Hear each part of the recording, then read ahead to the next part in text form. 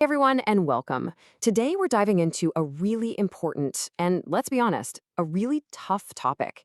It's one of the biggest fears people have about ADHD. Does the treatment itself actually lead to addiction? You hear a lot of chatter about this, so we're going to cut through all that noise and get straight to what the research really tells us. All right, let's just rip the band-aid off and tackle the biggest question right from the get-go.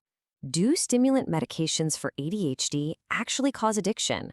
This is a huge, huge concern for so many people, whether it's for themselves or for their kids. This is the core finding, and honestly, it might surprise you.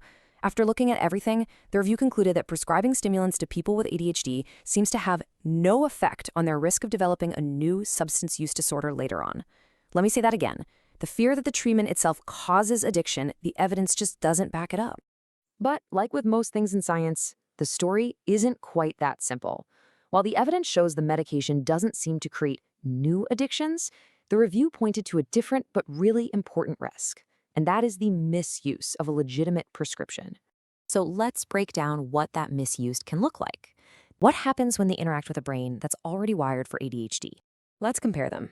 With alcohol, it can basically pour gasoline on the fire of impulsivity, which is already a huge challenge with ADHD, and this is linked to a much higher risk for things like binge drinking. Now, with cannabis, it can mess with your executive functions, things like attention and memory, which, sounds a lot like ADHD symptoms, right? It just makes them worse. And what's really concerning is that long-term chronic use can actually drain that dopamine system we talked about, potentially making ADHD symptoms even more severe over time.